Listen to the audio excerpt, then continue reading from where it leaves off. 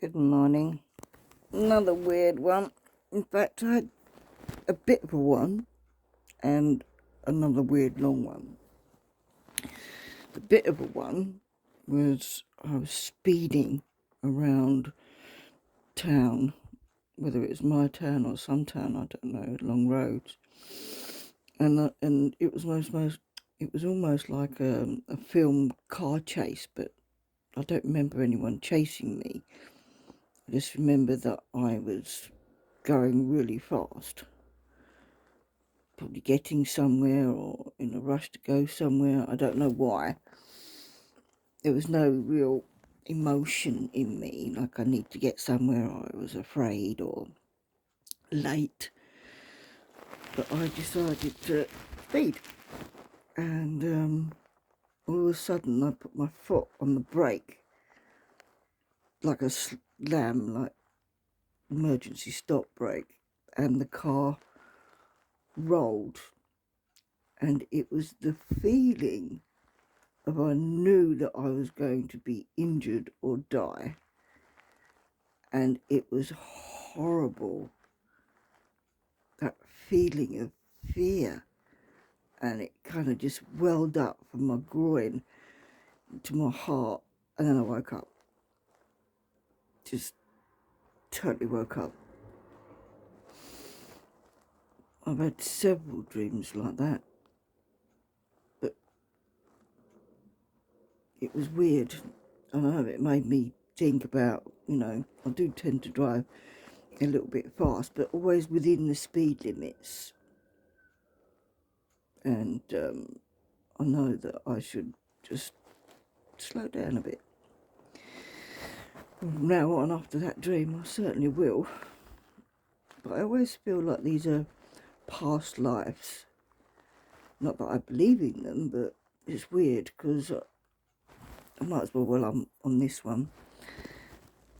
The last time I had dreams like this was one where I was in the I don't know what year it was, Al Capone. Back in that era, 1920s or whatever it was, I don't know. And there was a group of us, there was about 6 of us, and we was all in a hotel room, and I don't know, having drinks, but the dress code was the same as that era. And there was music in the background, and all of a sudden this door burst open, and it was one of the gang. And I say gang because that's what it felt like, like an Al Capone gang. And in burst behind him 3 guys with Tommy guns, like proper with the round cylinder, and they just peppered the room with bullets, and everybody, including me, got shot. And I felt 3 bullets hit me from just below my shoulder collarbone to just past my rib cage and just under my left breast, like a line of them. And the power of it made me hit the wall behind me because I was only about 5-6 inches away from it. And then I slid down, and I remember feeling this warm, hot, almost stingy sensation where the bullets had hit me. And my dress got covered in, well, it's like it slowly seeped through because I had a white dress on with like polka dots, and it slowly seeped through, and you could see the blood as it grew on the pattern and down. And I was just looking in shock, complete shock. And I held my hands out because I obviously gripped my chest. I held my hands out and I looked at my hands, and I just felt myself, like this warm sensation come up in my throat. And then I coughed, like a coffee spluttery kind of cough, like and I coughed up this blood, and I could feel it dripping down my face. And then I looked up, and then I would sort of like took my last breath, woke up. It was like, oh my God. I was breathing, I was scared. It was that was so real. That was just so real that I remember saying to myself as I did in this dream, God, it's only a dream. Oh God. And then another time was when I was a man. And I was a man because the era in which I was living, I would say, was the 50s. And I had a manly job. I was carrying boxes from a lorry into a warehouse. And it was, I felt like I'd been doing it for a while. And I turned around and I tripped on something, or I twisted and I fell. But as I fell, the box that I was holding triggered the button on the wall that made the gate, which was like an airport hangar kind of door, start coming down. And I found that my foot had gone into the crevice or the gap where the door locked into, and it was slightly bigger than my own foot, but it was trapped and I couldn't get out. And a box had fallen on top of my chest, on top of my hips, and I couldn't move. And this door, heavy bloody thing, was coming down towards me, and I realised it was heading straight for my chest, the same position that the bullets hit me in the last dream. Not that I was thinking that at the time, but afterwards. And I felt it slowly, because it was probably going at that speed.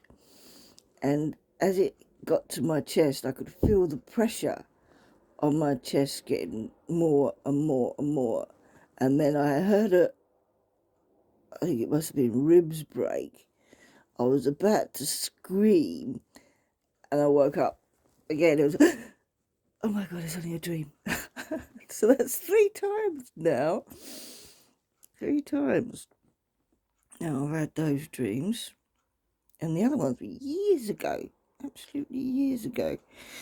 So to have those dreams, that dream again, was just whoa.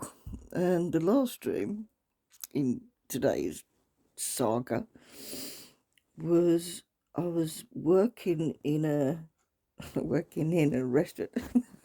I was working for a boss, a very much loved boss, like a godfather kind of thing, because people were, everybody was appreciative of him, and some were fawning, like oh, nice to see you, and bending their heads, and I was like his not a second-hand man. I was like his assistant, and I was running around doing things and looking after his granddaughter, and he had his son-in-law as like second in command. But he was a bit of a knobhead, really. Nice guy, but it was just forgetting things and stuttering, and when I know I was meant to do that. Yeah, okay, yeah, I'll get onto it, that kind of thing. It's like he was scared of him, and he was always distracted all the time. And it was just, the whole dream was like that. And he had his lighter, and I had to go and get it back. And when I got it back, I had it in my pocket, and I was trying to make sandwiches, and his son-in-law had to take it out of my pocket, and they thought it was funny. And then I was hanging around with him a little while, and this dream went on. It was nothing specific. Nothing really happened. We just did this massive great big party, and there was a time where I was asked to do some drawing, and I set up an easel, and I didn't really want to, wasn't in the mood to do it, so I just sat there behind the easel, and then this artist was in front of me with this massive great big elongated canvas, and he was doing the most amazing pictures with chalk, which is my medium, and he was doing it on the floor in the respects that it was standing up like a screen, and he was working on like panels, but they were massive, about 6 foot by 5 foot wide. The panels like a big double bed, and I went to go and see someone, and when I looked over, he'd taken over my easel. So I mean, it's not much of a brilliant dream. It was just, you know, quite mundane. But that was it. Anyway, so that's today's weird dreams and dreams of past lives, or whatever you want to call them.